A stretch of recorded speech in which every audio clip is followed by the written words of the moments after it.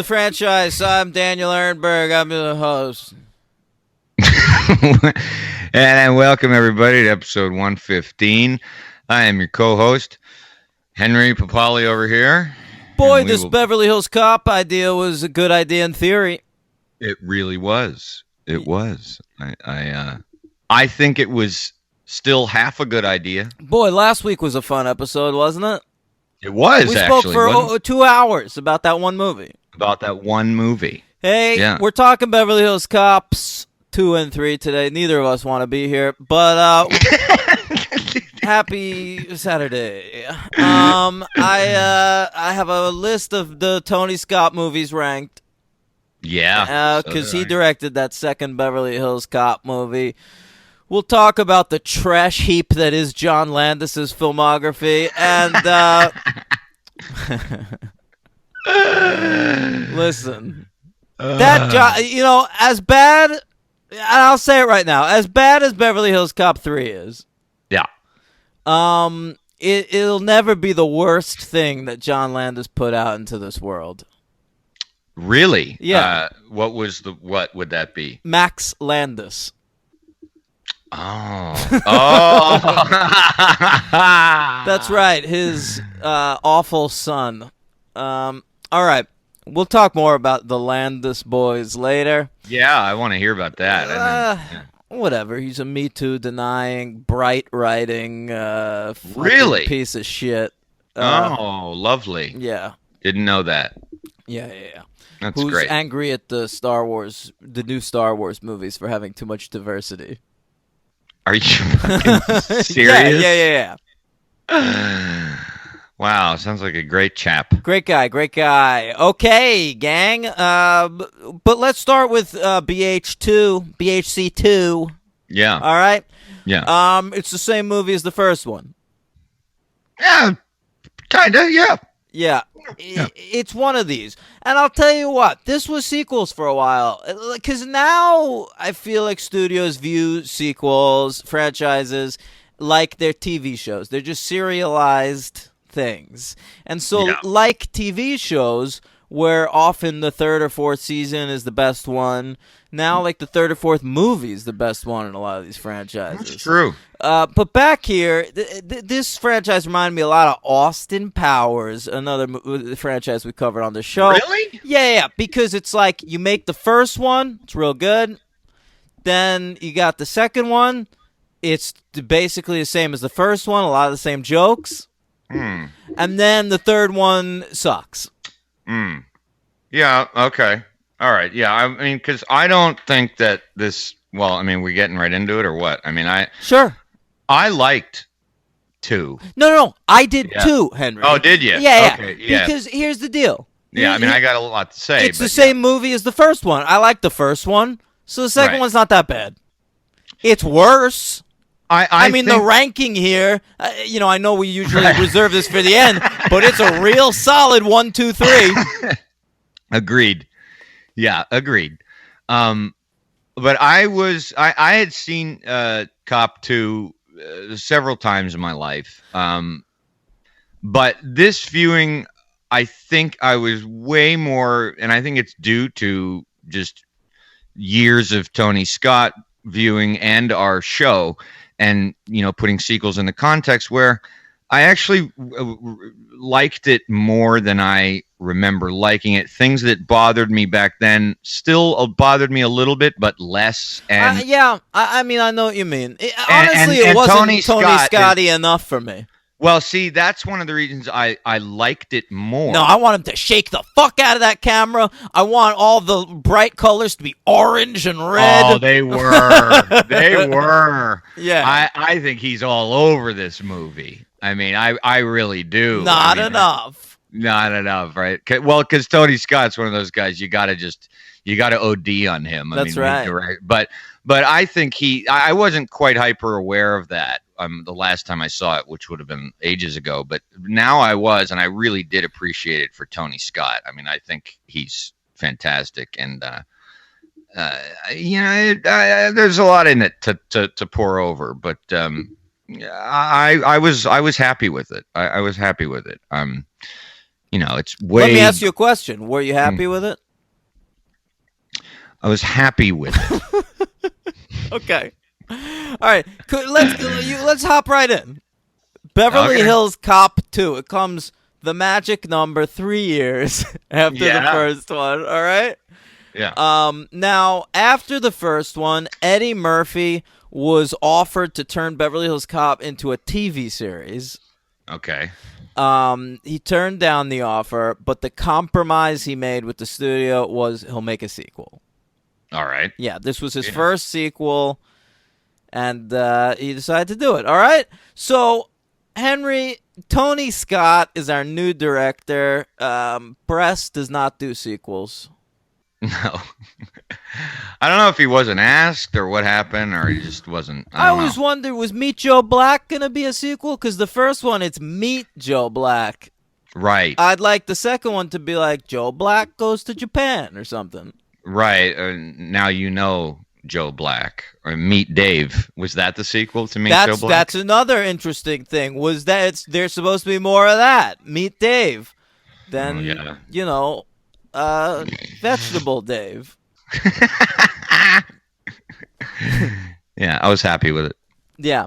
Okay. Henry, you want to jump right into the Tony Scott list? I'd love to. All right. Listen. Tony Scott is a filmmaker Henry and I both kind of like. He never made like real. Yeah, he doesn't have any movies I feel like that are considered like elite classics or anything. I think there's one. Well, me too, personally, but I think it is in general. Oh, yeah? I do, but okay. You're right. I mean, yeah. He's Ridley Scott's brother. He's considered the lesser of the two siblings. I will say I think he has more of a style than Ridley. I mean, that's debatable. I mean, I think Ridley Scott has an undeniable style. I think that maybe Tony got some of his from Ridley. Right, but there's no alien in Tony Scott's filmography. No, that's right. Yeah, that's right. So he killed himself a couple years back in 2000. I want to say 11. What? 11? No, I think it was more recent than that. No, it was not. Because really? His last movie was 2010, and I'm not even sure it had come out yet at that point. Was it that long ago? Jesus. Let's look it up, Hank. Tony Scott died on August 19th, 2012. Okay. Wow. I remember it well. We were living together at the time. Oh, that's right. I had watched True Romance that week. I was sleeping with my girlfriend at the time in the bed. We slept in a bed. And I woke up in the middle of the night to go to the bathroom. And I checked my phone, and I had a notification that said that Tony Scott had died. I remember you telling me this. Yep. And I stayed up in the middle of the night for hours. You were upset. I was never like the hugest Tony Scott fan, but I just liked that he was around. I remember you being upset about it. Yeah, and it was a shocker to me. I stayed up like thinking about it for a long time. Well, because it was really fucked up too how he died. He jumped off a bridge. Jumped off a bridge. At the time they weren't sure if he had like. Remember, there were rumors he had like brain cancer. Yeah, yeah. Now I think that's been dispelled, and he might have just been on the wrong meds or something. I don't know. God. I thought like the autopsy report said something like he was not that he was killed himself because he had that, but like they didn't find any cancer or something. Right. I don't know. It was bizarre. He had a wife and 2 small children. Yeah, exactly. Yeah. It was just sad. It was just sad because whatever you think of him, he was, like you said, Dan, he's one of those guys, man, who just you talk a lot, much more than I do, about how you like directors with style. Sometimes even if they're not great. That's right. I appreciate it. And whoa, man, like one of the kings of style. I mean, really is. Yeah, it's true. You watch like 2 seconds of one of his movies. You're like, holy it's him. Shit, did Tony Scott blow up in this joint? Yeah, exactly. So, and I mean, I've always had like two movies of his that I absolutely loved, as you know. We'll get there, but and that's where kind of my appreciation for him really kicked in. I didn't, like I said, the Beverly Hills Cop. Never really thought of it that way. I didn't think of it as a Tony Scott movie. I never had watched Days of Thunder with him in mind because he's one of those directors that does all these different subjects, even though he's an action guy. Early on, he did. Yeah, I feel like the last guy, 10 years of his career was just a series of movies about like Denzel Washington running around. That's correct.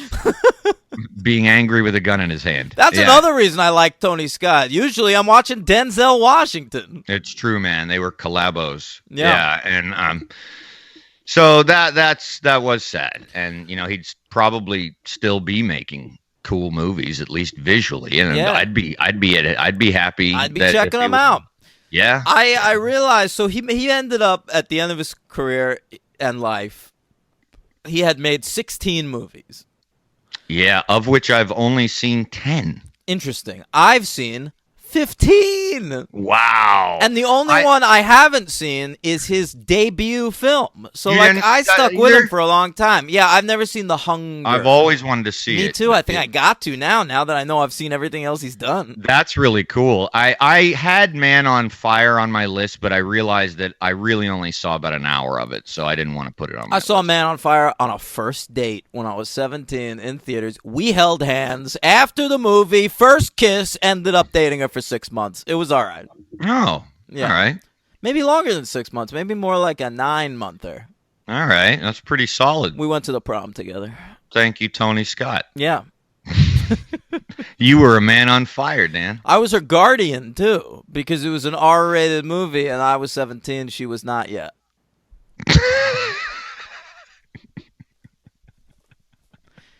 Mm-hmm. Is that the first time you've been a guardian for somebody for an R-rated movie? Yeah, for a guardian for someone I was trying to fuck.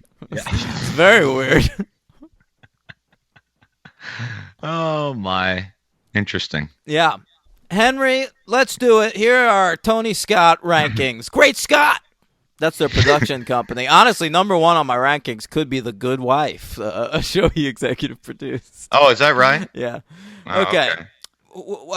So I'll do 15 to 10, and then you'll chime in? Sounds right. All right. My 15, my least favorite Tony Scott movie was his remake of The Taking of Pelham 1, 2, 3. Didn't see it. It's honestly not even his fault. John Travolta just sucks so bad in that movie. I imagine. Yeah. My number 14, a movie we could cover on this franchise because it was not a lot of people know this, but it was a sequel to The Conversation. Oh. Yeah. Oh, yes. And here it is, Enemy of the State with Will Smith. Right. Yeah. Mm-hmm. It's chaotic. It's on my list. Yeah. I saw it.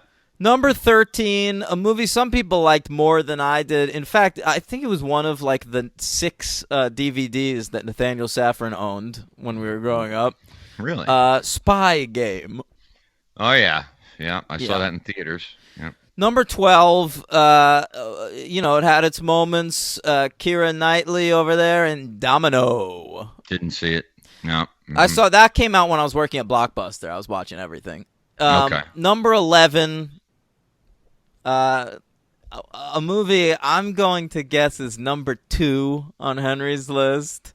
Number 2? Yeah. Oh, look at you with this precise. I love it. Go ahead. It's the Kevin Costner vehicle, Revenge. Okay.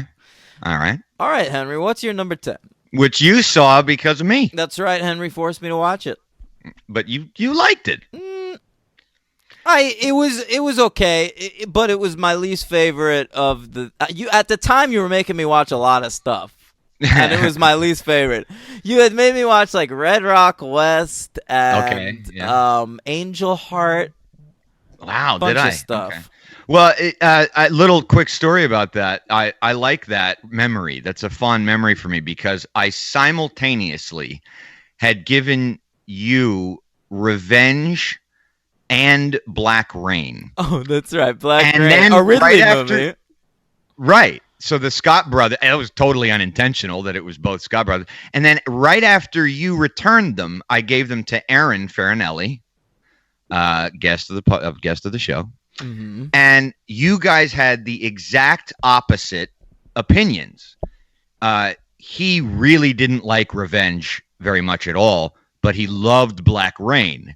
And you, as I recall, really didn't care for Black Rain at all, but saw some good in Revenge. You didn't That love might it, be but right. Yeah. yeah, you had the opposite. So anyway, Angel Heart. That was the one you gave me that I was way into. it's a great movie, Alan Parker. Yeah. Sure. What's your number 10? Don't ask me why I saw this. It must have been on TV years and years ago.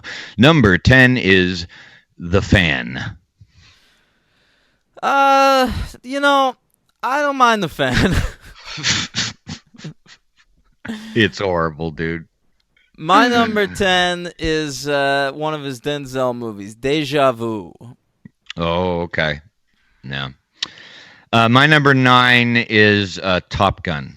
Right. Okay. My number 9 is his final film, Unstoppable. All right. My number 8 is Enemy of the State. I recall liking that. I remember I watched that on an airplane to London Okay. with the little headphones and everything. I remember liking that. My number 8 is The Fan. Okay. My number 7 is Unstoppable. Okay. My number. I liked it. Mhm. Yeah, it's all right. My number 7 is Days of Thunder.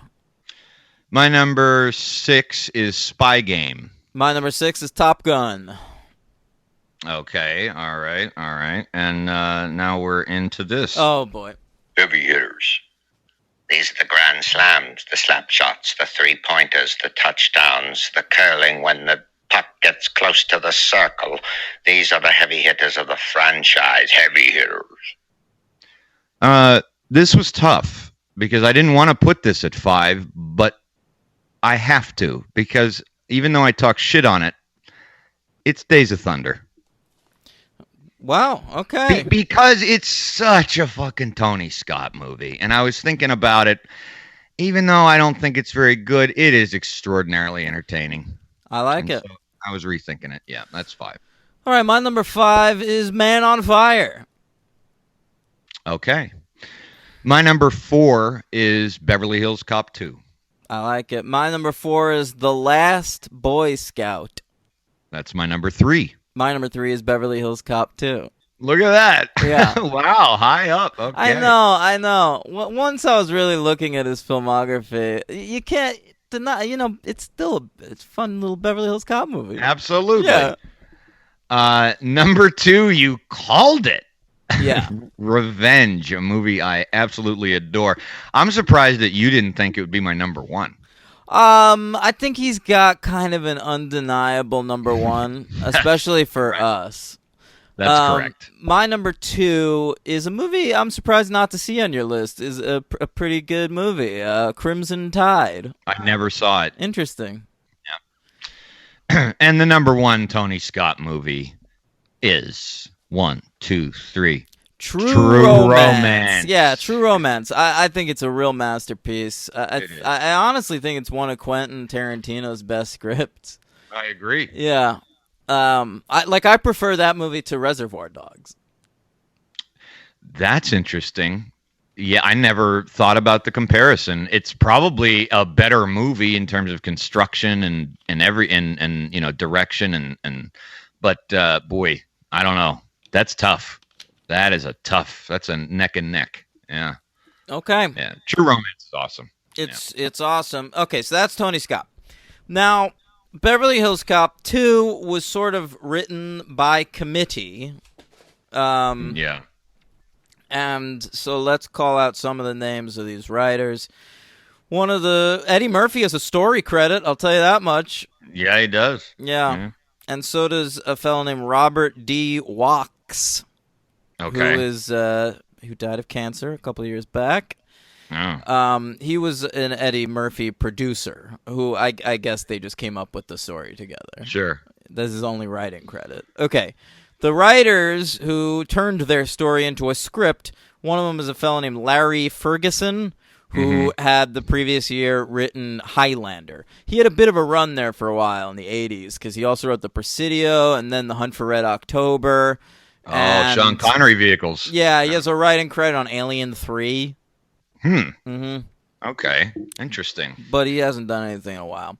And the other guy is this guy, Warren Scarron, who was like one of Tim Burton's people. Right. I knew the name immediately because I knew that he co-wrote the Tim Burton Batman. Well, kind of. Sam Hamm wrote most of that script. Oh, did he? Yeah. Okay. But I remember the names rhyming, and I always thought that was funny, even when I was a kid. But Written by Sam Hamm and Warren Scarron. That's true.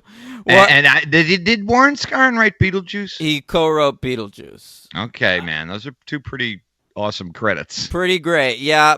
He ultimately, Henry, I'm sorry to say, passed away in 1990 at the age of 44. Jesus. Yeah. Some tragedy behind the scenes of Beverly Hills Cop II. Well, let's hope he's in the ethereal world of Beetlejuice right now. Hopefully not looking like he died. Yeah. I don't know how he died, but... Maybe he's somewhere boning a lady who can separate her legs from her body. All right, Beverly Hills Cop 2 came out Memorial Day weekend, May 20th, 1987. Budget of $20 million, slightly raised from the first one. Big box office of $300 million. Yeah. It came in at number 3 at the box office for 1987. Wow. The top 5 that year was number 5, Moonstruck. Number 4, Good Morning Vietnam. Number 3, Beverly Hills Cop 2. Number 2, Fatal Attraction. Number 1, 3 Men and a Baby. What a year it was. It's actually a hell of a year, I gotta say, but that's funny. 3 Men and a Baby. Man, I forgot how big that was. Huge movie. We should cover Christ. it soon. All right. Yeah. It was nominated for an Oscar.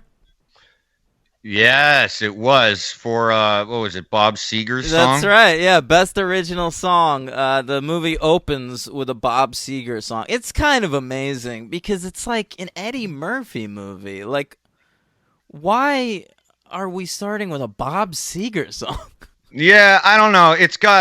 I don't think it's a bad song for the movie. It's because it's kind of got that like vibe of like really upbeat 80s stuff like the Pointer Sisters in the first movie.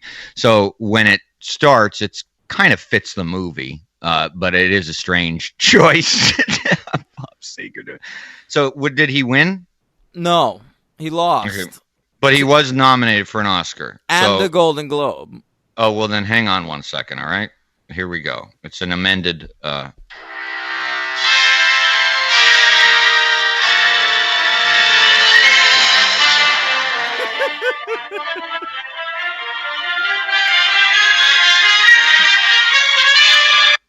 Okay. It's too long, but it's funny. Well, I could have cut it off. I like the build up. And okay. The words. Yeah. All right. Yeah. It lost to a song we've covered on this podcast, Henry. Oh, wait. I don't know, but I'm gonna guess. 87. Mannequin. No.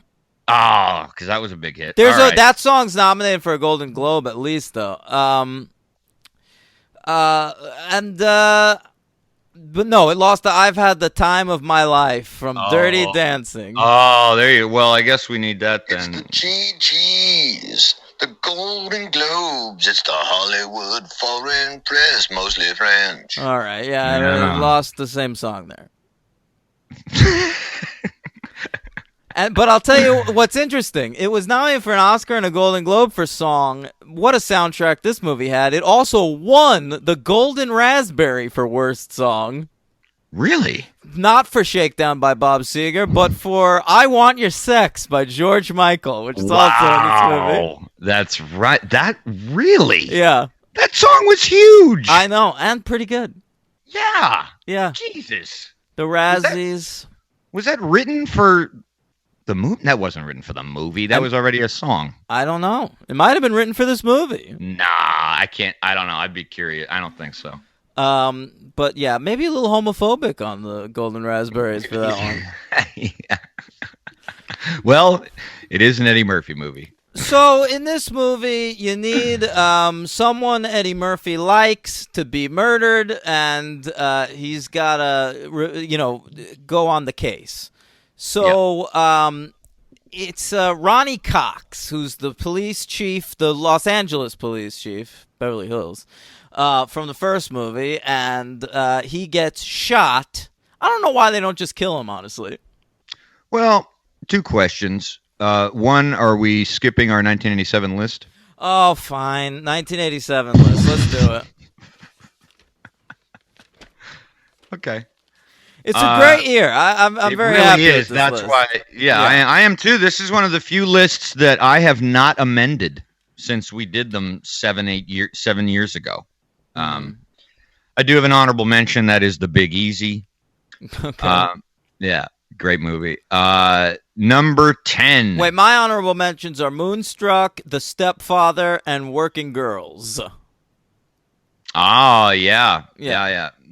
Good choices. Thank you. What a weird year. Yeah. All right, number 10, Lethal Weapon. All right, this is an amended list. I'm really happy with how it came out. Let's do this. My number 10 is Evil Dead 2. Okay, I don't think I've heard this list then. Mm-hmm. Number 9, Angel Heart. My number 9 is House of Games. Oh, fuck you. Great. Yeah. Great. Missed it. All right.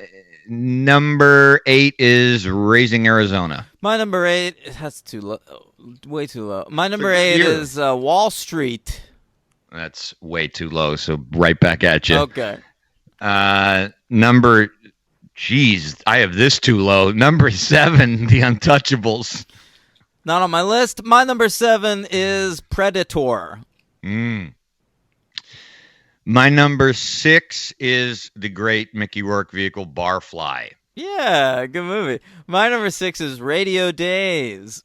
Not a fan. Mm-hmm. And then, These are the grand slams, the flap shots, the puck when it goes to the circle. Close to the circle. These are the heavy hitters of the franchise. Heavy hitters. All right. What's what's number 5? I detect a little sarcasm, a little exhaustion in the voice there. Well, it's about this whole day. Let's just do it. I understand. Number 5. Fatal Attraction. All right. Yeah, It's a great movie. Yeah, it's good. My number 5 is RoboCop. Not on my list. That's crazy. What a year. Maybe I need to amend this list. Yeah, I do. I mean, because I'm happy with my 10, but damn. I'm happy with my 10. I'm happy with my 10. And number 4 is Predator. My number 4 is River's Edge. Oh, yeah, you love that. Mm-hmm. Number 3, Planes, Trains, and Automobiles. My number 3 is Raising Arizona. My number 2 is Wall Street. My number 2 is Full Metal Jacket. Oh, I think this used to be a samey, but now it ain't. That's right. Number 1 movie in 1987 for me is still Full Metal Jacket. Here it is, my number 1 movie of 1987, Near Dark. Oh, that's good.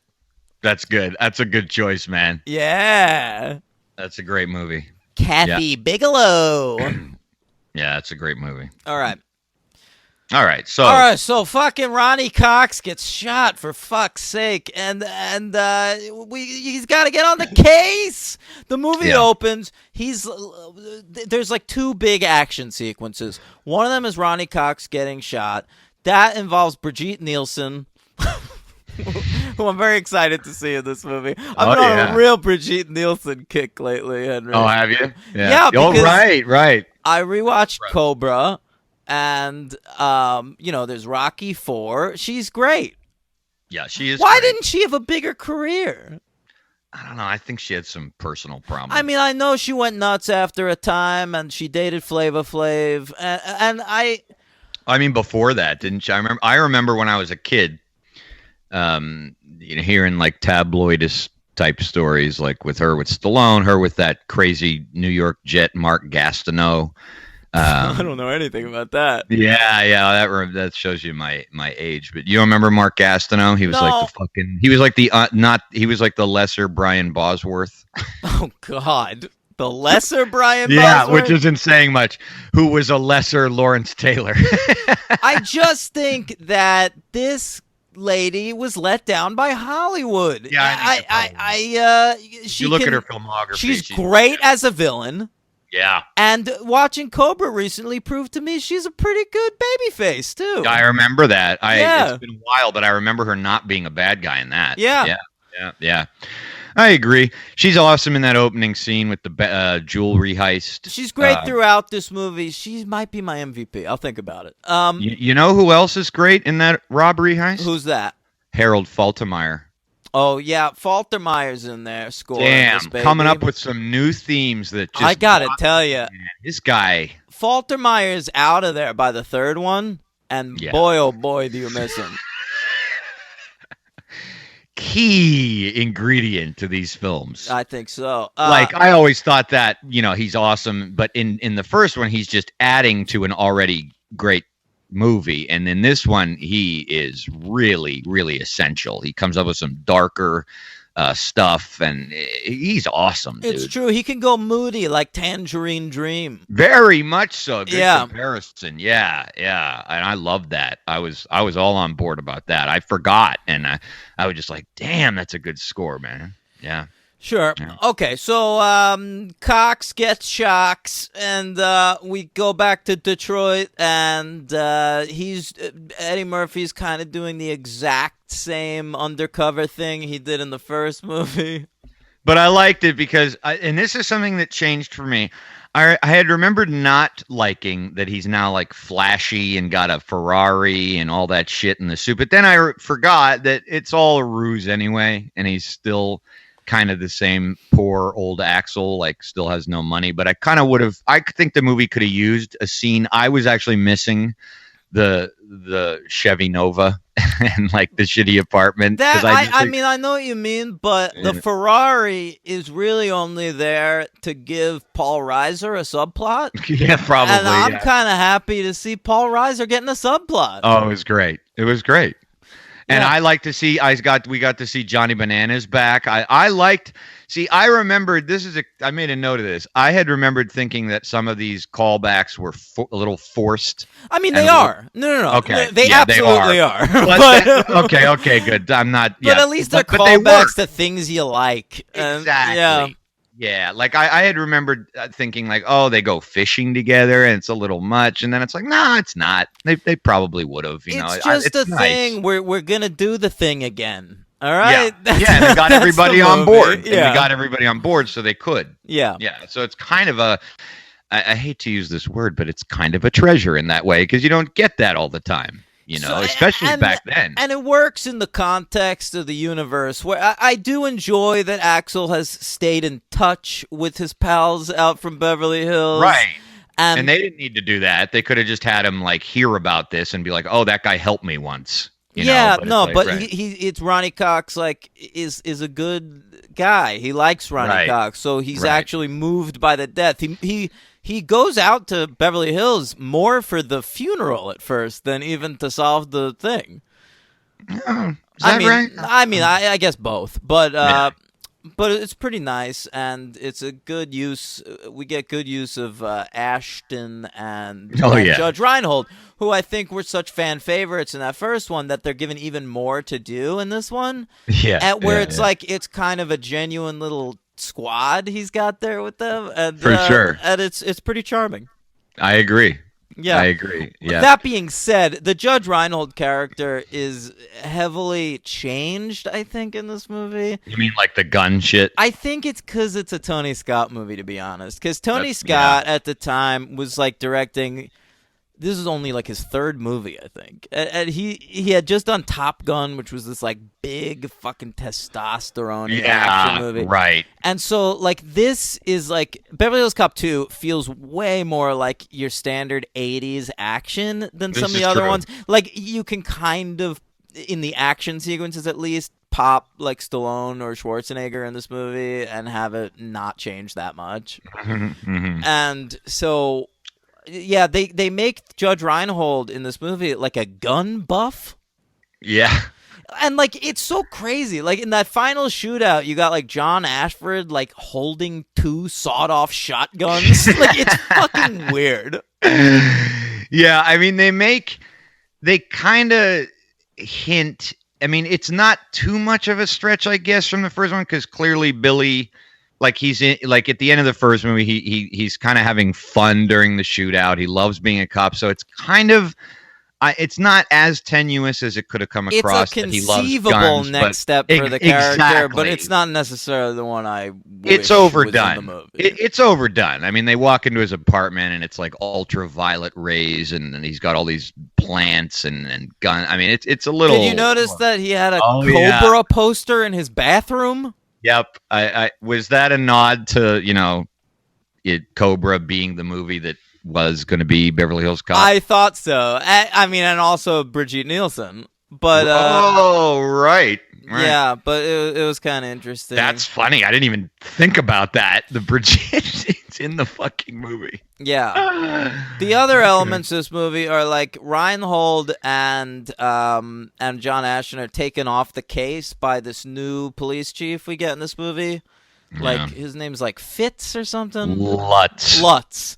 And, that's just kind of a generic antagonist for our characters. And they get demoted to traffic duty, which I call the Lethal Weapon special.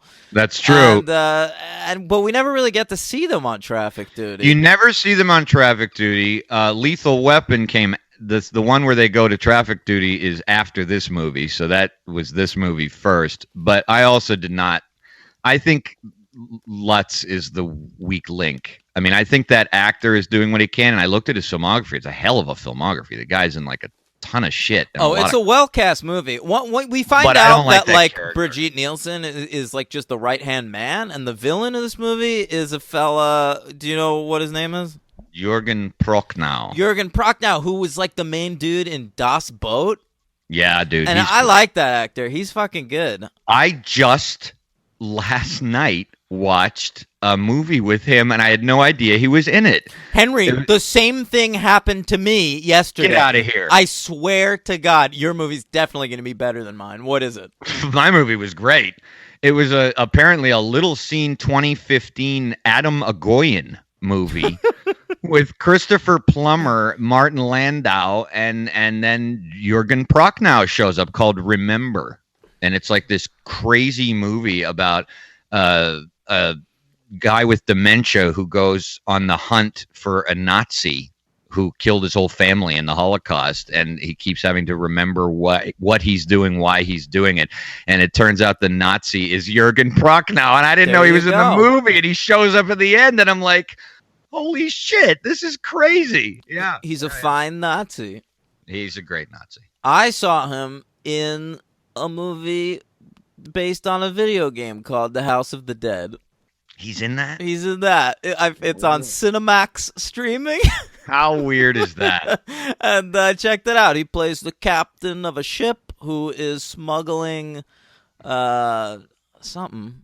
This guy's great. I mean, This guy's great. Like, Alan Rickman is completely inimitable in Die Hard, but like if you couldn't have gotten him and you got like Jürgen Prochnow, he's a very good poor man's Alan Rickman. We would have been lauding him. I don't think he's a poor man. I know he's using that. If he was Hans Gruber, that movie's not as good. I'll say that. Oh, I agree. I'm just saying that like he's a great villain, and I didn't remember this movie having a great villain. I remembered Brigitte Nielsen, and I did not remember anybody else. No, he's good. He's got a good craggy face, and you know what I mean? He's dangerous, like he feels dangerous, threatening, kind of like Carhartt in the third one.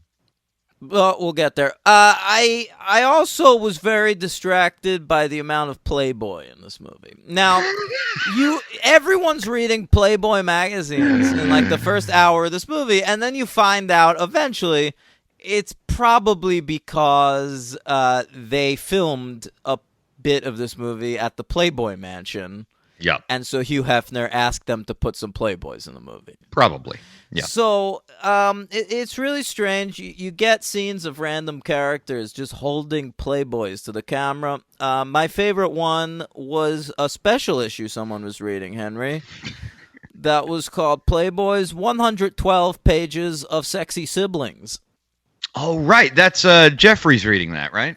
A couple people are reading it. Now, Oh, really? I want to know what's going on in that. Is it an incest rag? Is it just like twins naked together? Yeah. You know, Boy, I don't we know. were into twins back then. Remember those commercials? Double mint gum. Well, there were those, but then there was that beer commercial. And twins. Oh, I don't remember that. That was great. Okay. Yeah. Where it's like, you got your beach towel, you got your beer drinking, and twins. Written by Bob Seger. It sounds like that, honestly. Yeah. Wow. Bob Seger. You know what my first... Had to be Miller Lite. I mean, maybe. You know what my first exposure to Bob Seger was? I know you're not a fan. Yeah. I don't know. That's true. Didn't he write... No, I don't think so. But no, he's on the. I owned the soundtrack to Armageddon. Oh boy! Oh boy! That was your first exposure? Yeah, he's on there. Wow, that must be a. Did he write Old Time Rock and Roll? Oh yeah. Yeah, that's my least favorite song of all time. I know. Mm-hmm. I know. Yeah, Bob Seger and the Silver Bullet Band. That's right. Yeah, Just shoot Daniel right now. The Silver Bullet Band were also on the Armageddon soundtrack. I remember that. Wow. They had a song called "Roll Me Away." Was it a ballad? I think no, it was a quick one. It was like really, it was like track 3. I think that soundtrack opened with like 2 Aerosmith songs, and then track 3 was Bob Seger. I remember it also had that ZZ Top song, you know, the one. Oh, Lagrange. Yeah, that one. Yeah. That soundtrack probably has. While we're just shooting the shit, probably my least favorite rock song of all time. I Don't Want to Miss a Thing. Yeah. Yeah. It also has this you'd hate so much, Henry. That soundtrack also has Aerosmith covering "Come Together" by the Beatles. Oh, I know that version. Yeah, it's terrible. Yeah. I like the Beatles version, obviously. Yeah. What do you mean, obviously? You hate the Beatles. Yeah, I'm not a fan, but I like that song. Okay. Yeah. Really? Yeah. That's not one of my favorite Beatles songs. Honestly, sometimes when I listen to Abbey Road, that's track 1, and I'll start at track 2. Oh, really? Yeah. No, that's true. You wouldn't have known that, but I do like that song. But yeah, Aerosmith.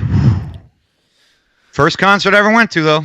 Hey, I love Aerosmith, but man, they went off the rails. So they really did, yeah. Hank, you'll recall that I was not a fan of his hotel shenanigans in the first movie. Right. In this movie, we get a much more fanciful scene of him talking his way into an empty house that's being worked on. I thought that was funny. I thought it was very funny. I did think it went on too long. Yeah, it does. But his lines in that are extremely funny. They want to live in a donut? Let them live in a donut. And I liked him hang out in the pool in the back. It was great. Yeah.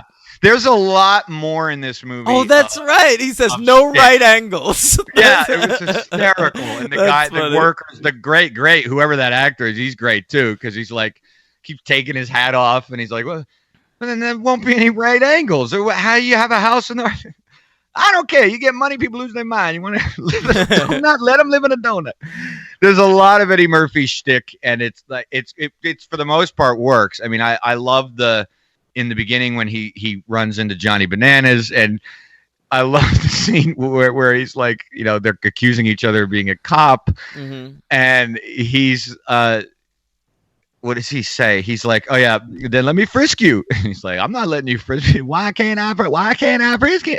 Yeah. Very funny. Murphy he's still doing it in this movie. He's still doing it. The one that sort of went on too long to me and didn't work quite as well was when he's getting into the gun club with the paper bag. and he's kind of like pretending it's like nuclear. I agree that didn't work for me, but right after that scene is when he meets Brigitte Nielsen for the first time. Yeah. And I thought he had some really good lines in that scene. Maybe the line that made me laugh the hardest in the movie is he looks at her and he just goes, "How long would it take to shave those legs anyway?" And when he goes up on his heels, Yeah. like to be as tall as her. Oh, that's funny too. God damn, that's a big bitch. Yeah. Very 1987, but pretty funny. Oh, completely. Yeah. Like I was thinking, like, wow, is that sexist? Like every part of that scene, but it's funny. Yeah. It's funny, and Brigitte Nielsen is fucking cool and tough, so it's not like you're like, oh man, she so probably didn't awesome. give a shit. Yeah. She's not gonna be like, that's not cool. She's like, whatever. What else we have in she's this great. movie, Henry? You got Dean Stockwell showing up. Hey, You got- Dean Stockwell from Quantum Leap and Battlestar Galactica. Nice to see him. Hey, how about first film role for Chris Rock? Yeah, that was hilarious. I had forgotten about that, but then Mhm. as soon as he popped up, I was like, oh yeah. That's pre-Saturday Night Live. Too, That is, so, yeah. yeah. He had done, before Saturday Night Live, I think he'd done this and I'm Gonna Get You, Sucker. Okay. Yeah. All right. But yeah, they film at the Playboy Mansion. That Chris Rock is like a valet outside the Playboy Mansion. I fucking don't like Playboy. It leaves a bad taste in my mouth. I think it's really Right. gross. Mm-hmm. And I didn't need to see Hugh Hefner in this fucking movie. I mean, the gratuity of the constant cutting back to the women playing volleyball. And everyone, like Eddie Murphy, just like having Axel Foley just have to be like so fucking excited to see Hef. Yeah. Like he thinks Hef is the most amazing person in the world, especially for a character that up to this point in the franchise has been treated pretty much asexually. That's very true. You're right. I mean, I think he's cool. He's cool enough that it doesn't seem like something he would do or be into. Right. Like, in the first movie, I mean, sometimes you get some flirtation, but like one of the funniest little shots in the first movie is with him not even speaking when he's driving along in Beverly Hills and like gives that girl in the car next to him like a funny smile and all that. It's like that's like all you need. It's really interesting that he does not get a love interest until the third movie. Yeah. Yeah, but I like that too. No, I'm not complaining at all. No, I know. It's I an know interesting you're not. choice, though. It really is an interesting choice. Yeah, it's very cool. It's the late '80s, Henry. No. So Gilbert Gottfried's in this movie. I thought that scene was funny. It's okay, but it's like I don't know. It's so fucking ridiculous. I gotta tell you, like as a Jew. Oh yeah, I don't love the Shylock lawyer stereotype. I understand that. It's not my favorite. I can understand that. I think there are funny versions of it. Well, Godfrey's just doing his fucking shtick. It's not even like fully formed yet. Like, what's up? His eyes are open in this movie. Interesting. Yeah, close them eyes, Gilbert. Right. We need to cover Problem Child, Henry. We don't. We do. Right. Yeah. Right. He's in all of that shit, right? Yeah. Oh my. He plays the school principal, I think. Oh boy. Yeah. So we get this big '80s action climax. I feel like maybe Tony Scott was watching some John Woo movies at the time. No. Well, thank God he didn't really do any slow motion. But Henry, there's a crazy scene where there's like all of a sudden some fucking doves hanging out during this. Where is that? When there's is like that? Birds flying around. Oh.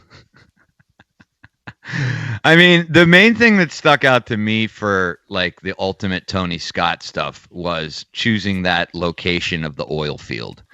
Like every shot of that oil field is just fucking great. It's like so amazing, It's and so like late '80s though, man. It kind of reminded me of Death Wish 4: The Crackdown from the same year. Yeah, but I mean, that's those kind of shots are really why you look at it. And you made me actually think of something I hadn't thought about before when you said that it's so action heavy in certain scenes. You could have thrown a Stallone or a Schwarzenegger, and that's true, except for the fact that what's cool, and I think you'll agree, what's cool about having Eddie Murphy is they can't move like him. So it's like he's still able to he's like jumping over cars and rolling around, and he's still like immortal. You know what I mean? No, for sure. He looks like scared of being shot. Right, yeah. That being said, he's shot with like a billion machine gun rounds. And he does get hit once. I don't even remember, does he? I think at the end of the movie he's nursing like a graze or something. But I mean, it is absurd. Yeah, it's absurd. It's ridiculous. But big shootout. They figure out the plot's kind of labyrinthine with the alphabet killer. I mean, it doesn't really matter. You get the alphabet killer, all the clues and shit with the plot. I could not care less. Yeah, it's nonsense. I really didn't either. I had initially was intrigued, and it's going for like a Zodiac vibe, but like just I mean, it's nothing. Yeah, it doesn't matter because there's some red herrings and one of the I don't know if I want to call it lazy, but it is kind of lazy. Having Lutz, like he reminded me so much of Paul Gleason in Die Hard. Like he's the chief who just does and gets everything wrong, and then he's like making announcements to the press that he solved the crime. I mean, it's just Jesus Christ. Yeah. I mean, this is actually pre-Die Hard, but it's just like, wow. I liked his boss, the mayor. I thought that guy was cool. He was fine. I mean, all the bureaucracy, police stuff, I didn't really have a lot of time for in this movie. Oh, I have a question. I did miss, and I know they didn't do it, I'm sure for Tony Scott reasons, because it's too brightly lit. I missed the police station in the first one, where they're like in those brightly lit, that white room they keep returning to over and over again. Like now they're like in some dark chamber. It must have been a Tony Scott choice. Oh yeah, the lighting's are totally different. I was like, what happened to the beautiful, clean Beverly Hills precinct? Yeah. But anyway, I was pretty happy with the movie. I enjoyed the movie. It's a solid Beverly Hills Cop movie. If they could have churned out like a bunch more that were like this movie, yes, I would have been okay. Honestly, it reminds me a lot of Die Hard 2. Absolutely. Like, Die Hard 2 is just like a totally solid sequel. It's not special like the first one, but it's a total fun watch. I agree with you 100% on that. I mean, I'm actually I wrote down a star rating that is I wrote a question mark because I have an option and I'm not sure. I was in many ways Rennie Harlan is the poor man's Tony Scott. Very poor man. Yeah. Both figuratively and literally. We'll be covering Rennie Harlan soon, Henry. In what? In October. Oh, yeah. Sure we will. Did you know that? I forgot. Yeah, of course. All right. What do you give this movie? I had been leaning towards a 4. Mm-hmm. But I think I'm going to go with a 3. It's a 3. Let's be honest here. Yeah. But it's a very strong 3 to me. I'm very, very happy with it. It was really fun to watch. And I will watch it again. I will too. Absolutely. Yeah. Totally solid movie. My MVP, I'm going to go with Brigitte Nielsen. That's a good one. I'm going with Tony Scott, man. Absolutely. I love it. R.I.P. Who's your LVP? That's got to be Lutz. Yeah. Yeah, okay. I'll echo that. Oh, okay. Mm-hmm. Yeah. All right. Top 2 people. I love Brigitte Nielsen. It is weird that like they didn't bring back the girl from the first one. There's this whole subplot about John Ashton's ex-wife, and we never even meet her. Oh yeah, that's true. It's like this movie's terrified of women. Yeah. Well, I think it probably is. Yeah, that's a good point. You hear like they're separated and then she takes him back. Yeah. I don't know. They don't get into any subplots about that. I do have, I'm going to run through it because there's 8 superhero characters. Holy fuck. All right, do it. Yeah.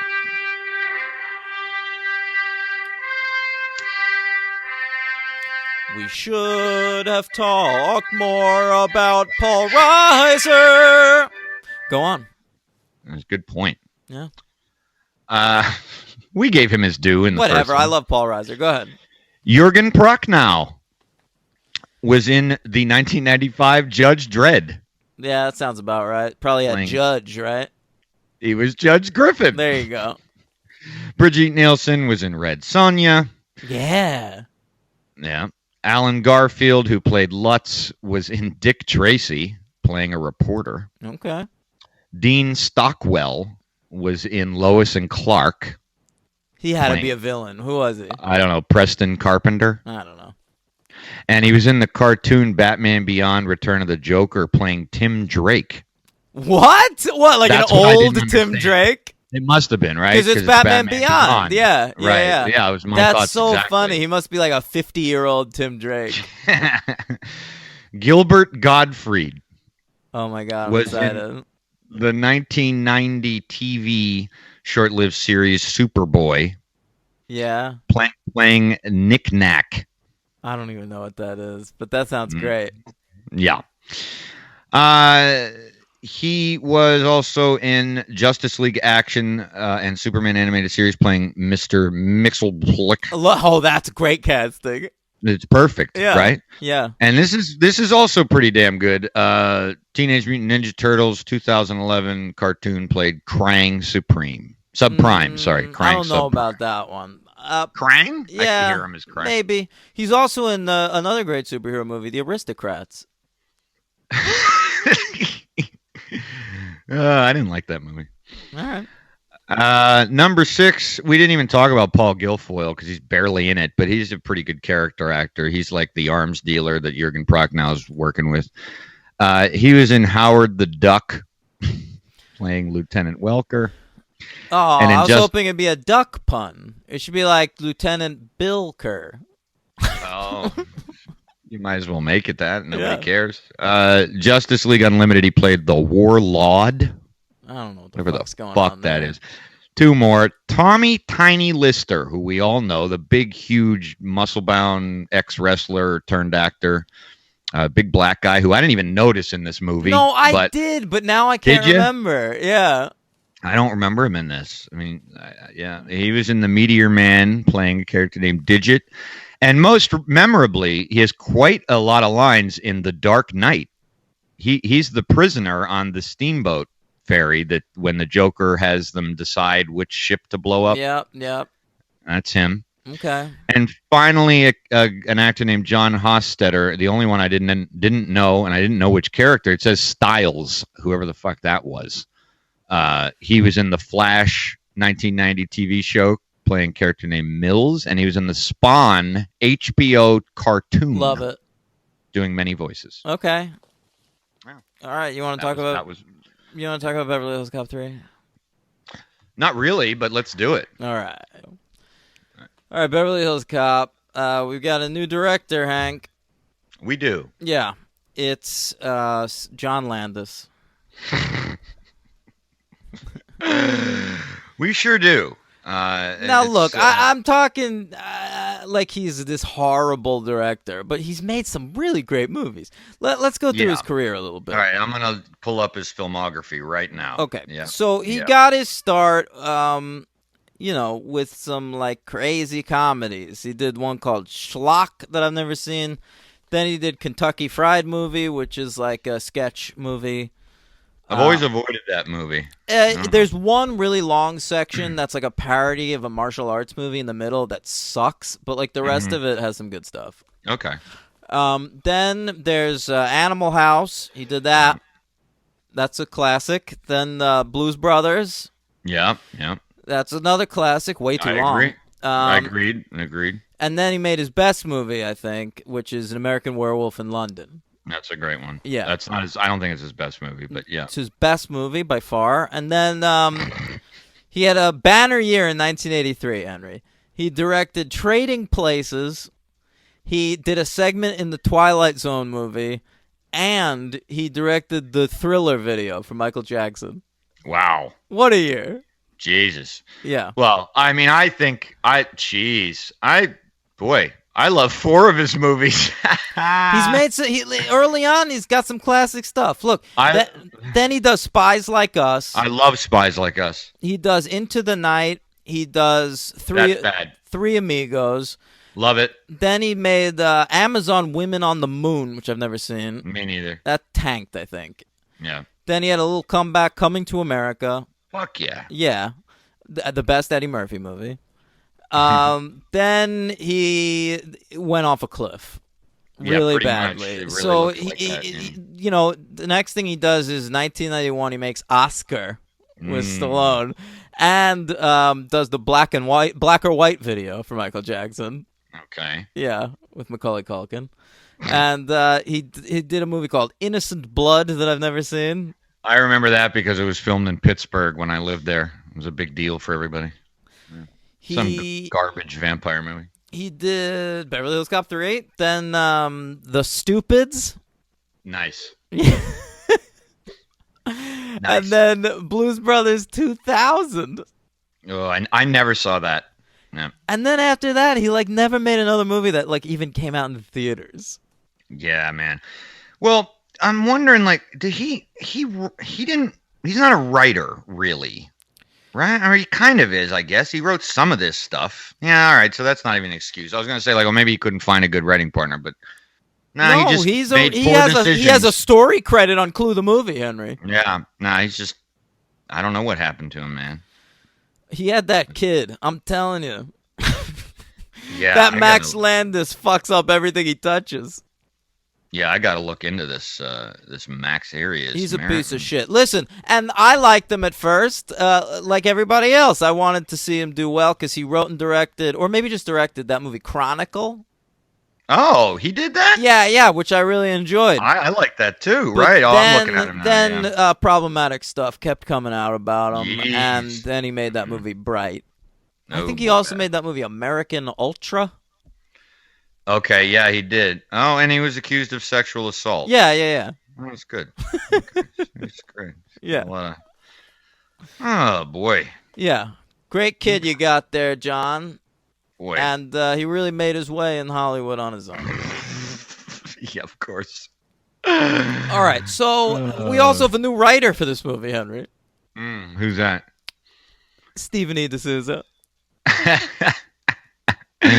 I know, man. I gotta say, I couldn't believe that. I couldn't believe it. When I saw his name, I let out a gasp. Not even like a funny gasp, probably. Just like a what? Yeah, just what? like what are you doing here? Yeah. Oh my God. Yeah. So I mean, we've talked about him before. He's he had first episode, maybe the biggest 80s of anybody. He wrote 48 Hours and Die Hard and Commando and The Running Man, and we're a big fan of his couch. Yeah, that was from the first his episode. casting couch, sure. Ricochet, and then 1994 was the year that killed his career. Henry. He wrote Beverly Hills Cop III. He wrote The Flintstones, which was a hit, but which was terrible. And he wrote and directed Street Fighter. Oh man. Yeah. And then after that he did Judge Dredd, and that was it, man. Then he was Judge Dredge. Just Judge Dredd. Done with Mr. D'Souza. Yeah, he was done. So I mean, look. But here he is. He's got a writing credit. He's the sole writer of this movie. Yeah, I know. That was weird too. So they were trying to figure out what to do with this movie. Robert Towne was the first guy they got to pitch on this baby. The guy who wrote fucking Chinatown. I know, man. Whenever I see Robert Towne show up anywhere, it's so bizarre. Like you see him on Mission Impossible, and what is this guy? Such a strange writer. He takes work. Exactly. Yeah. He's a for hire guy. So he pitched an idea of Eddie Murphy going to Scotland and teaming up with Sean Connery. All right, Scotland Cop.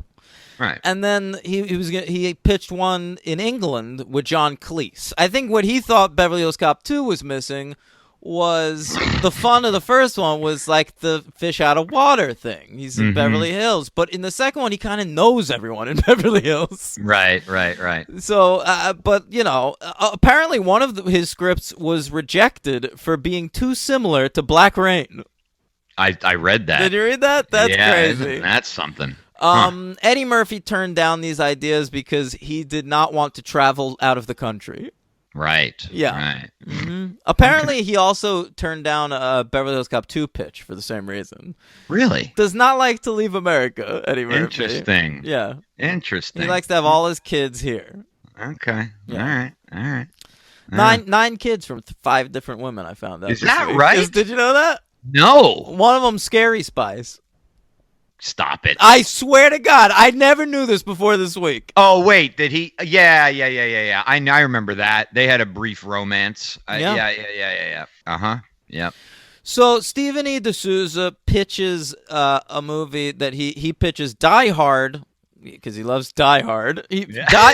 Die Hard in an amusement park with Axel Foley. So he pitches it. He writes it. They figure out it's going to cost $70 million to make. They're only willing to spend $55 million on this movie. All right. Ultimately, they make this $55 million version of the movie. And they go over budget, and Eddie Murphy demands $15 million to come back. Nice. So the budget balloons to $70 million anyway. All right? Worth every penny. Yeah. So the movie ends up coming out May 25th, 1994, with a budget of $70 million, and comes in with a box office of 119.2. It's a money loser. Oof. Yeah. It was nominated for 2 Golden Raspberry Awards. Oh. All right. For Worst Director. Okay, fair enough. All right. John Landis lost to Steven Seagal for his directorial debut on Deadly Ground. I love it. It was also nominated for Worst Remake or Sequel. And I gotta tell you, the movie it lost to is way better than this. What's that? Wyatt Earp. Fuck yeah. Yeah. Jesus Isn't Christ. that fucking weird? That is really weird. Although, I mean, they could have given it to Flintstones that year, and we're giving it to Wyatt Earp. I don't even understand the remake. Wyatt Earp's not even a what is that even? Okay. Yeah. Yeah, it's not even a remake. All right. Yeah. That Wyatt Earp was the one that was on, right, when you came down to visit me a few years ago? Is that right? It was on for like 8 hours. I don't remember. Yeah, we turned it on, and it was like, oh, look, it's still going. Oh, my God. Yeah, that movie is way too long. It came in at number 34 at the box office, just under that. Remember they did that live-action Jungle Book with Bruce Lee's son? Oh, wait, it wasn't Bruce Lee's son. It was the guy who played Bruce Lee in Dragon the Bruce Lee son. Oh, okay. Yeah, he was Mowgli. I don't remember that at all. Well, it was like kind of a kid's movie, so it was more for me. And it did slightly better than Nobody's Fool with Paul Newman. You know, I saw an ad for a movie coming out this year called Nobody's Fool. What's going on there? No, and I think it's like the 3rd or 4th movie with that title. What? That happens, man. Come up with another title. I know, it's so bizarre when you see that shit. Here it is. It's a new Tiffany Haddish movie. Oh, it's a new Tyler Perry movie. So I don't think he's probably seen the Robert Redford one. Probably not. Or Paul Newman. And it's probably Tyler Perry's Nobody's Fool. No, because here's the deal. This is very interesting, actually, Henry. And you know I'm a Tyler Perry connoisseur. Oh, yeah. They're kind of burying him in the ads for this one, and it's because Tiffany Haddish is in it. So they think they can expand the audience beyond the core Tyler Perry people and like have this be a crossover hit. So you watch the trailer for this one, and it's like marketed as like a big Tiffany Haddish vehicle, and just at the very end it says like written, directed, produced, and edited by Tyler Perry. Oh, okay. Yeah. All right. Yeah. Makes sense. Yeah. So let's do. Oh, you want to do your 94 lists? Sure. I haven't updated this one from last we did this was when we did Clerks with Alex Kidwell. Yeah, I made one correction based on the last time we did it. So okay, it's actually good. All right, well, go ahead. I don't have any honorable mentions, but do you? I don't care. What's number Okay. 10? Number 10. Shallow Grave. My number 10. Wait, didn't we decide Shallow Grave came out in America in 1995? Okay. Ed Wood. Fuck. That was one of the amended things I had to do, but that's fine because I had one ready. So fine. Ed Wood. All right. Number 10 is Red Rock West. Jesus. All right. Number 9 is Immortal Beloved. Number 9 is Spanking the Monkey. Number 8 is Heavenly Creatures. Number 8 is Clerks. Number 7 is Speed. Ooh, I like that. My number 7 is Crooklyn. Nice. My number 6 is Death and the Maiden. My number 6 is Ed Wood. Should I play the theme, or you want to just... Fucking... Hey, it's the Grand Slams, the heavy hitters. You do it, yeah. The fucking slap shots when the puck goes near the circle. The listeners are going to be disappointed, but that's okay. They've already heard it twice. Right, I know. Listeners, genuinely tell me if you're disappointed. Don't lie. Don't try to be funny. Tell me if you're disappointed. All right, what's number 5? Number 5 is Clerks. My number 5 is Leon the Professional. All right. My number 4 is Crumb. Oh God, every time. My number 4 is Heavenly Creatures. All right, my number 3. Now, this was amended because of release dates. My number 3 is Red Rock West. Okay, my number 3 is Chungking Express. All right. My number 2 is The Shawshank Redemption. My number 2 is Hoop Dreams. Hey, have you watched that show Castle Rock? It's taking place all over Shawshank. No interest. Really? It's good. Is it? I've only seen the first 2 episodes, but I like it so far. I'm tied up with Better Call Saul and Sharp Objects right now. Oh my God, you're watching a whole 2 shows. I'm good. I'm watching Big Brother 3 times a week, baby. Well, that's your thing, man. All right. You know. Yeah, Pulp Fiction. All right. Right. Yeah. Henry. Yeah. This movie is garbage. It is utter garbage. I'm going to say it right here. I wrote it down so I wouldn't forget, even though I figured I wouldn't forget. It's one of the worst movies I've ever seen. I wouldn't go that far. I would, let alone a movie we've covered on the franchise.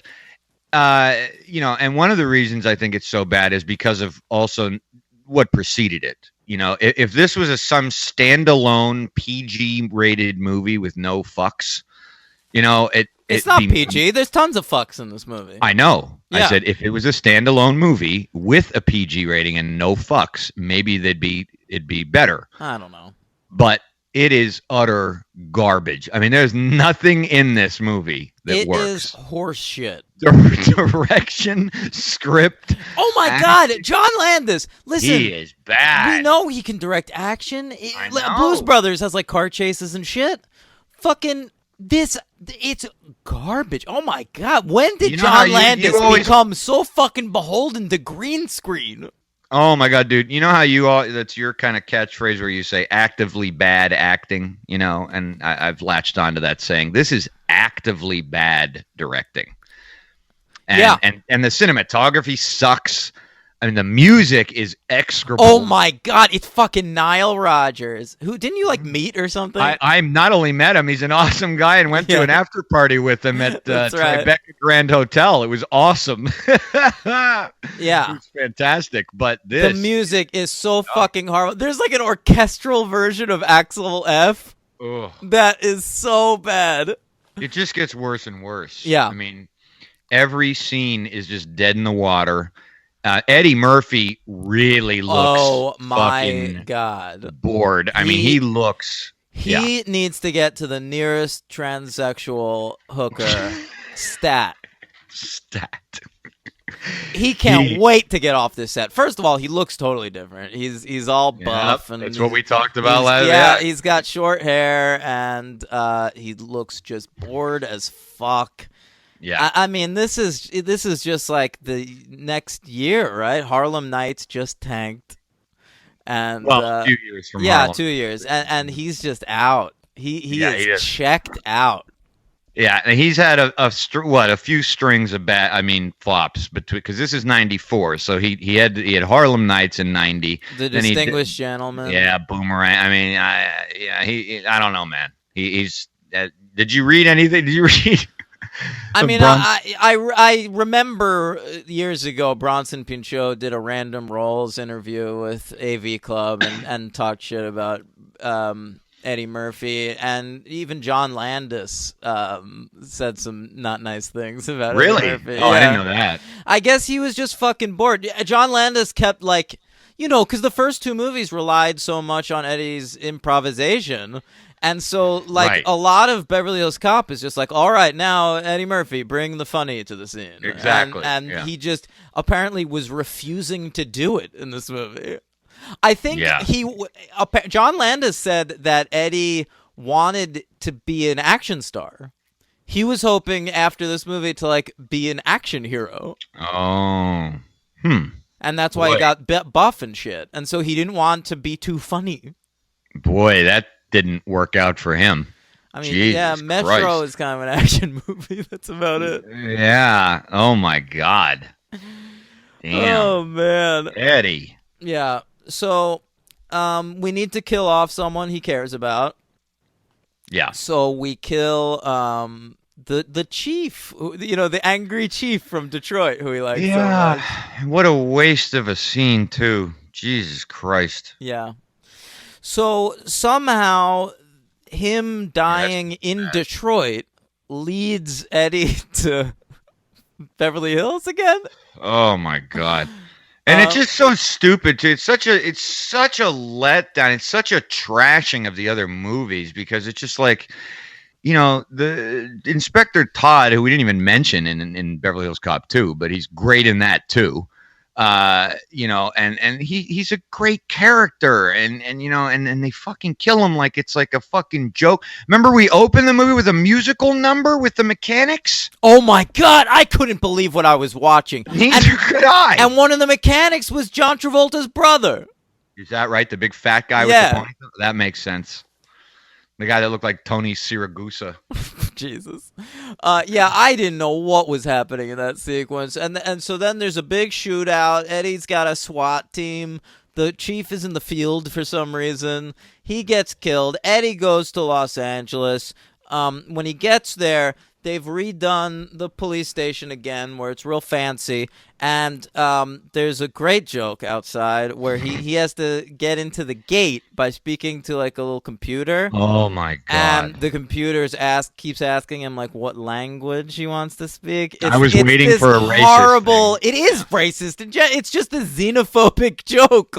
Isn't it shitty how us English speakers have to care about these other people? For him to say something like that, but does he? It's implied. That's the joke. That's the joke of the scene. Right. How annoying this is. Oh my God. So he gets in there. Judge Reinhold is now the chief, because Ronnie Cox wanted nothing to do with this movie. And John Ashton wanted nothing to do with this movie. They apparently wrote the John Ashton character into the script, and then he didn't want to do it, so they wrote him out with one line, and then gave all his lines to Hector Elizondo. Finally get to talk about him. You mentioned him sometimes. And also, I read a quote. Hey! Did somebody say Hector Elizondo? Hector Elizondo. It's me, Gary. I read a quote from Ronnie Cox. Who's that? Hey, I want to talk more about my old friend Hector Elizondo. Pretty Woman's Hector. Hey, you want to see some great Hector Elizondo performances? He is Julia Roberts' dad in Runaway Bride, one of my best films. And he's also over there. He's the limo driver in the Princess Diaries movies, which I directed both of those. Gary, it's Penny. You're going on again about Hector. I've told you do this all Who else is going to do it if not me? Yeah, Hector's a wonderful man. He's a wonderful man. And a wonderful actor. He's delightful. But you go on and on Everybody knows. Okay, Pretty Woman, we get it. He's Gary. amazing in that. He gives my second favorite supporting performance in Pretty Woman. Who was your favorite? Jason Alexander as the rapist. I remember that. That was before George Costanza. Yeah, I remember. It was around the same time. Okay. You know me, Gary. I'm not good with dates. Hey! Hector, I'm gonna go now, gang, but remember to say a prayer every night for me and Hector Elizondo. Bye, Gary. All right. Yeah, we haven't heard from Gary and Penny since, what was it, Death Wish? I don't remember. Yeah, it was a while. Yeah. That's Hector. I read a quote that Ronnie Cox said something like, they asked me to be in the movie, and I was sort of game, and then I read the script. Yeah, I read that too. Mic drop. Yeah. Love Ronnie Cox. So, Judge Reinhold is the head of the organization here. He sends Eddie Murphy to the amusement park. All right. Judge Reinhold's in the head of an organization that has a really long acronym, which is really funny. It's very funny. He talks a lot about that map. That seems to be a joke people liked. I think it's a joke. What? I couldn't tell. What's the name of this amusement park? I think it's called Wonder World. Wonder World. Now, this is supposed to be a Disneyland. Mm-hmm. Yeah. I didn't know that at first. But then we meet the guy, Uncle Dave. Yeah. Who's supposed to be Walt Disney, I guess. I thought that. Yeah. Yeah. They're like, he's exactly like Walt Disney, except he doesn't hate the blacks and the Jews. And he's still alive in 1994. What a great man, Walt Disney. Yeah. One of our visionaries. So he gets himself into the into Wonder World past the ticket taker, who's an actress I love. Oh, really? Now, I don't know a lot about her, but she's like in like 9 things in like the early 90s, and then I think she like blew a lot of people to get to try and be famous. She was real into drugs and blowjobs. Okay. And so her and D'Souza got along well. Oh, she definitely blew D'Souza. She definitely blew Eddie Murphy. That's 100%. But now she's like a born again Christian. She like writes books about her experience in Hollywood. Shocker. I swear to God. Shocker. Yeah, so you'll be loving that. So, but she gets into Wonder World. He sees a sign. He sees a sign that says corporate offices. Mm-hmm. He's like, that's where I need to get in. Yeah. It's unlocked. He walks down there. Nobody's working. There's no security whatsoever. He just like heads into the corporate offices of Disney. And the corporate offices of Disney are just on the premises of Disneyland. Which also apparently encompass a ride for people. Well, they have some of like the behind the scenes rides, including this one, Alien Attack. Oh. And the aliens in Alien Attack are just like reused Cylons from the old Battlestar Galactica show. Oh, look at you. Oh, look at you. Oh, I mean, Jesus Christ. And, I got to say something, too, about Timothy Carhart, because Red Rock West's Timothy Carhart, he's a good actor, but Jesus. I mean, it doesn't matter. Nobody can do anything in this movie. There's nothing to be done. It's true, and I mean I'll prove that right now, because in the corporate offices he meets an actress I really like, Teresa Randall. Wonderful, Girl 6.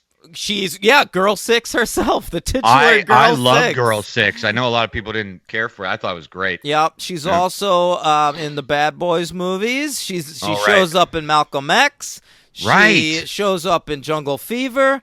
She's in King of New York. She has an amazing career. She's only in like 20 movies, but they're all great. She's the female lead in CB4. She plays Michael Jordan's wife in Space Jam. Really? All right. She's the female lead in Spawn. Wow. Okay. I didn't know that. Yeah. All right. I fucking love her. Wow. Yeah, Boy. so she's the love interest in this movie, and she is just given nothing to do. No, she's my MVP though. But she's mine too. But she's just like a lady, like Oh, I know. like It's she's terrible. asked to like look at Eddie Murphy like Right. you want to fuck, like she wants to fuck him. That's the Yeah. only way we know I that know. that she's even a love interest, because he's I giving know. her nothing back. No, he's not. No, I mean, you talked about the lack of a love interest, and like they provide one, but Eddie couldn't care less. Yeah. You know. So he meets like the heads of Disney, and they're just sort of boring actors, right? Who are they? Yeah, I mean, well, the one guy, I think John Saxon, who plays like the head of security, he's been in a ton of shit throughout his life. Yeah. I mean, he's a famous character actor. And you have the FBI guy, Christopher Steve- McCaddy. Yeah, Stephen McCaddy. He's Oh, sorry. Yeah, he's yeah. a pretty good actor. He has like a heel turn in this movie, but like who could care? Right. I mean, I've seen him in a few things, but he's always good, and he's great in History of Violence. He's Oh, the yeah. villain in the beginning. Yeah. Oh, Yeah. John Saxon. He's in A Nightmare on Elm Street 1 and Right. 3, and I think 7. A lot of stuff. Yeah, a lot of stuff. Yeah. Yeah. All right. So there you have it. He gets chased by security because they finally realize he's in the corporate offices. Yeah. They chase him onto a ride, That's such a great scene. the spider ride. I will say it's a John Landis movie, and something John Landis does in all of his movies, even his good ones, is there's a lot of really fucking random cameos by filmmakers. Yeah, that's true. And who do we see? And who do we see in this scene, Henry? It's me. Yeah. Why'd you agree to do this, George? Well, John's a friend. Hmm. And, I was making more public appearances at the time because I was working on the special editions. Yeah, you sure were. Mhm. Well, you were working on the special editions. You were probably planning Phantom Menace. So you found time to do a little cameo. That Yeah. was very So bright colored sweater. I was trying to get on the ride. I have a girlfriend in the scene, and Axel Foley, he jumps right by me and jumps on the ride, and I have one line. What was that line? I say, "Hey, come on, let's go." Yeah. Jesus fun. Christ. So yeah, they go on the spider ride, and the ride goes haywire because they're trying to get him down, and it's all green screen. It's the worst screen you'll ever fucking see, and Yeah, the pretty bad. worst score in the world. And these fucking kids start to like fall out of one of the cars, and Eddie Murphy has to like get out of his car. It's sort of like a Ferris wheel kind of a thing. Not a Ferris Yeah. wheel. What's it called? Yeah, no, I Ferris mean, wheel. Ferris wheel. Yeah. Yeah. it is. So he's like jumping on top of cars to get these kids, and then they go and he saves them. It's just excruciating. It is one of the most poorly handled action sequences I've ever seen in movie history. Me too, dude. Me too, man. And then there's like more cameos, and I know that there's a bunch in There's that. such fucking weird ones too. Oh, But I didn't even know who a lot of them were. Like, there's a scene when Eddie Murphy makes a phone call in a bar, and clearly those people are famous. The old men at the bar, right? But I don't know who they are. There's one scene where a French guy gets out of a car, and it's fucking Barbette Schroeder. Oh, is it? Yeah. Barflies, Barbette Schroeder. That's right. Wow. Ironweeds, Barbette Schroeder. Wow. There's all kinds of shit like that. Okay, wait. No, I remember Arthur Hiller. Arthur Hiller is sitting at a bar with Ray Harryhausen. That I didn't see. I didn't recognize Ray Harryhausen. Yeah. Okay. At one point, they're in jail, and a police officer comes to like spring Axel, Yeah. and it's Joe Dante, Jesus. the you're director good, man. of Gremlins. You're good. And Wow. and lastly, at the end, Axel has a little altercation with a firefighter, Okay. and that's John Singleton. Oh, yes. Fresh off of Boys in the Hood. Wow, right. Now that I'm picturing it now. Sure, it's John Singleton. Okay. Yeah. Wow. It's so fucking distracting. The movie has no plot whatsoever. Finally, you know who else is in this? Martha Coolidge, the director of Valley Girl and Real Genius. I didn't catch her though. I found that out after. So they go to this like arms conference. It's sort of like a gun convention. Yeah. Yeah. Pretty much, yeah. And the movie just stops fucking dead for 10 minutes so Bronson Pinchot can come back from the first one and just balky his ass all over the place. You could tell it's all improvised. It's some of the fucking worst improvisation you've ever seen. It's like it's the kind of shit you get when they have like like you'll see an improv show and they'll be like, wouldn't it be fun to like have just an actor like get up here, Gene Hackman. Yeah, right, exactly. It's the worst. He's just so unfunny. It's so unfunny. Yeah, and what is he bad. doing? He was like an art dealer in the first one, and now he's like an arms dealer. Yeah, he's like selling good-looking weapons or some shit. It's awful, and Eddie could care less again. Well, but why would he care? Even in the universe of the movie, this is some fucking gay dude that was like friends with this woman that he hasn't spoken to in 10 years. He hasn't seen this dude in 10 years. He's only ever met him twice. Yeah, that's true. And they try to harken back to the first movie. I know, there's all these like callbacks. Like, remember I made you a lemon twist? And, you think I'd recognize someone I met twice 10 years ago and like stop and chat for 10 minutes with them? And then he gives him weapons. There are people I met yesterday that if I ran into today, I'd try to pretend I didn't notice them. Absolutely. Yeah. And bless your heart, Judge Reinhold. You are trying. He's trying. He's so happy. What else does he have to do? Nothing, He's I so guess. excited that they're making a Beverly Hills Cop 3. It's true. Yeah. It's funny, too. I don't know what happened with him. I didn't watch any. I didn't really go down his career and since last week when I did the superhero count. But did he just kind of fade away? Because I feel like he would have been like a good TV actor. Maybe I mean, look, TV dad or some shit. Yeah, he was. He replaced Charles Grodin for the direct-to-DVD Beethoven sequels. I know that. Not what I meant, but yeah, okay. I mean, what else? I don't know. He could have been like an elder statesman of TV. Who fucking knows? It's kind of weird that he was never like I mean, he must have been on sitcoms that just like didn't do well, right? Yeah, I feel like that must have happened. Yeah, I don't know. I mean, it just seems bizarre to me. I'm looking at his filmography right now. He's in the Santa Claus 2 and 3. Okay. All right. Mm-hmm. Yeah, here's there's a sitcom from 2003. It only ran 8 episodes called The O'Keefes, and he's the Father O'Keefe. Huh. All right, it just didn't do well. All right. They gave him a shot. They got a shot. Yeah. Yeah. Okay. All right. They judged him. Good one. And said guilty.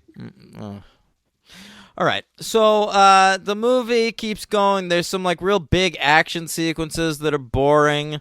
At one point, Eddie Murphy has to disguise himself as a theme park character, and he goes down into like the like dressing room, and all the theme park characters are playing cards, wearing their costumes, like full costumes. Sure. That's very funny. Mm-hmm. And he becomes the elephant. Yeah, and so they win, the good guys win, and Uncle Dave creates a new character called Axel Fox. Yeah. Mm-hmm. And then he's dating that lady, Teresa Randall, and they go into the tunnel of love, and I guess they're going to go fuck in this ride, and Axel smiles at the camera. That's the end of the franchise. Oh, my God. Yeah. Yeah, Dan did not leave anything out, folks. That's pretty comprehensive. No, Yeah. I mean, there's one sequence where he gets like No, I'm serious. he gets like framed for like the murder of Uncle Dave, but then it turns out like Uncle Dave is alive and he didn't do anything wrong. Who could care? Yeah, who could possibly care? But that's it. It's a 1. It's a 1. Boy, I mean, and I gotta tell you, I watching this after Beverly Hills Cop 2. If you ever wanted to fully appreciate Beverly Hills Cop 2, That's right. watch 3 right after. Yeah, it's true, man. I mean, holy shit. I mean, I think, I mean, I don't, it was so bad though that I don't even think it affected my opinion of 2. Like it was so out of the realm where I don't even think I was like, oh boy, you know, yeah, 2 is really good. I was just, it wasn't even part of the fucking thing. I know people don't like Beverly Hills Cop 3, and you know, Space Cadet Juan has been watching the Beverly Hills Cop movies, and I follow him on Letterboxd, so I see what he's been grading them. And like he gave Beverly Hills Cop 3 half a star, and like when I saw that, I basically had the thought like, there's no way it's that bad. But it fucking is. Oh yeah, I mean, if we did that on this show, it'd be no stars. Yeah. I mean, All right. for sure. I mean, MVP. Who'd we say we were gonna give Teresa it to? Randall, Yeah, right? yeah, 100%. My LVP is Eddie Murphy. Oh my God, you're probably right. You know, I was gonna say I rarely do this, but Right. I'm gonna go John Landis. Right. I mean, that's totally fair, but I'm giving it to Eddie because come on, He's just man. not trying, man. He's not even there. Yeah. Yeah. I mean, Jesus. Yeah. So, all right. You know, if there was, you know that documentary about Jim Carrey on the set of Man on the Moon? Yes, I saw it. Yeah. I feel like a documentary about Eddie Murphy on the set of Beverly Hills Cop 3 would be the opposite of that. Just yes. a dude not trying anything and wanting to get out of there as soon as possible. You wouldn't even be in it because he'd never be on set. Yeah. You'd never find him, you know. All right. That's it, gang. Now, of course, the franchise has threatened to continue. It has. So let's talk about that just briefly. Sure. For a while there, like a few years, Brett Ratner was signed on for Part 4. Yeah, I read that. He was gonna do it. It was back in like 2008, and it was gonna be Judge Reinhold gets murdered, of course, Right. and Eddie Murphy has to solve it. And I mean, it would have been bad because it's you know, Brett Ratner, Scoobity Bop, but. I mean, I don't know. It sucks Probably that would've been Beverly better Hills than Cop 3 is the last Beverly Hills Cop movie. Well, I don't know that it will be. I mean, maybe Eddie will try it again. I mean, maybe with a cool director, you could do it. Look, I mean, we'll find out. Yeah, I feel like it might happen for some reason. I don't know. I remember that one got canceled. Brett Ratner was buddy for a while with Eddie Murphy, and Right. he was gonna produce the Oscars, Yep. and Eddie Murphy was gonna host it.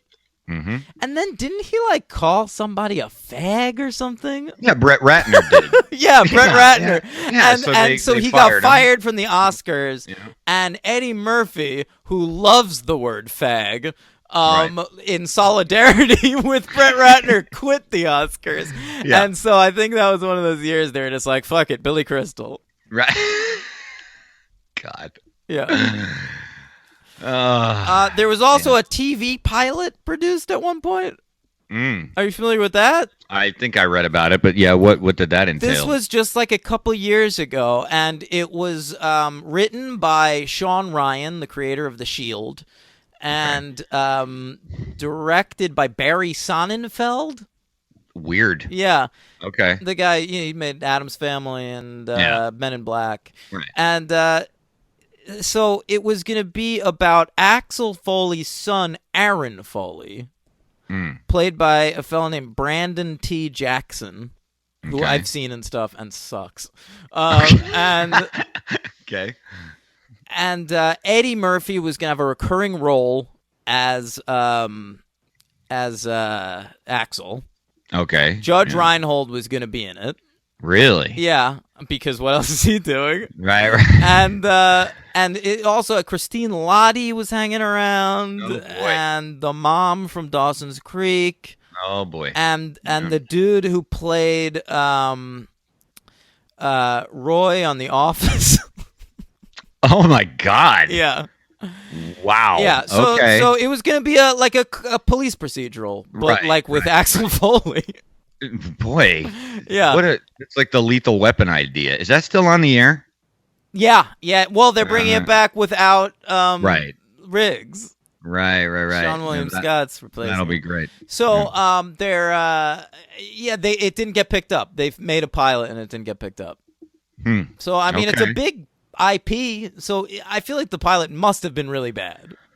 Yeah, I would think so. Because Yeah, if yeah. it was remotely watchable, I feel like they would have picked it up. Yeah, sure, absolutely. I mean, Eddie Murphy in a TV role, that's pretty huge. Of course it is. Yeah. I mean, Eddie at this point, I don't know what he's doing, and we've talked about it a little bit last week, but I don't know. I mean, would it work if like something like an FX show or AMC grabbed him for something? Maybe. I don't know. I mean, but or like is he too big for TV? No, like, and I just don't you know what think I mean by that. no one's too big for TV anymore. Henry. No. What I mean is, I don't mean I didn't mean it the way it sounds in an obvious way. I meant like, is he just too legendary? Would it be distracting? I mean, to see him in something like that. No, I think he proved that in Dreamgirls. I didn't find him distracting in that. Okay. All right. So here's Eddie Murphy in production right now has 2 movies in production and 3 movies in development. Wow. The movies in development are Beverly Hills Cop 4, which is not going to get made, and one of them is a biopic of Marion Barry by Spike Lee. Wow. Directed by Spike Lee, written by John Ridley. That would be pretty good. Wow. But that's probably not going to get made either. The movies Why? he is making is a Dolomite reboot. I don't even. What is that? Dolomite. It's like a blaxploitation thing. Okay. And it looks like Wesley Snipes is in it. Speaking of Spike Lee, I did see Black Klansman last week. And of course, Triplets. It was fucking masterful. Yeah, it's a masterpiece. I fucking loved it. It's amazing. Okay. Yeah. So I don't know. Who knows what Eddie Murphy's doing these days? Yeah, He always has these like big movies in development, and then when a movie actually gets made, it's like Mr. Church or 1,000 Words. Mr. Church. Did you just make that up? No, that's a movie. Is it really? That's like a serious movie. I didn't see it, but Okay. Here, I'll tell you what it's about. I'm looking. That's his most recent movie that was released in the theaters, Mr. Church, from 2016. Huh. Mr. Church tells the story of a unique friendship that develops when a little girl and her dying mother retain the services of a talented cook, Henry Joseph Church. What begins as a 6-month arrangement instead spans into 15 years and creates a family bond that lasts forever. That sounds really, really good. Yeah. It's directed by the guy that made Driving Miss Daisy. Bruce Beresford? Yeah. Wow. Driving Miss Daisy. All right, let's wrap it up, Henry. Yeah. I have a superhero count. Oh, go ahead.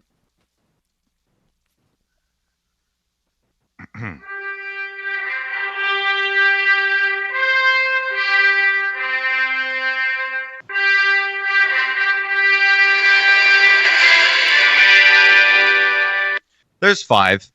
Hector Elizondo was in Batman the Animated Series. Was that directed by Gary Marshall? I think. Playing a character Sheldon Fallbrook. Who Cool. could forget that? He was in Justice League cartoon playing Lieutenant Kragger, another unforgettable role. In Batman the Mystery of Batwoman, I like this one. Hector Elizondo played Bane. That is great. Mm-hmm. Yeah. John Saxon, who played the security guy in this and who was in Nightmare on Elm Street and all that, was in the 70s TV show of Wonder Woman, playing Captain Rattle. All right. Alan Young, who played Uncle Dave, was in 3 really strange things. The cartoon Spider-Man and His Amazing Friends from 1981. I've seen every episode of that. Have you really? Yes. The Amazing Friends, weirdly, are Firestar and Iceman from the Really? X-Men. Yeah. Boy, that's something. All right. He played Mr. Frump. Mm-hmm. He was in a cartoon, 1982, The Incredible Hulk, playing a character named Cyclops. Is it Cyclops? Maybe. Yeah. Maybe that didn't even occur to me because it was so absurd. Yeah. Because it's fucking Alan Young. And then he was in Batman the Animated Series playing Todd Baker, whoever that. All right. Fucking... 2 more. Christopher McCaddy. All right. Was in Watchmen, live action. Played Hollis Mason. You excited for that new Watchmen show?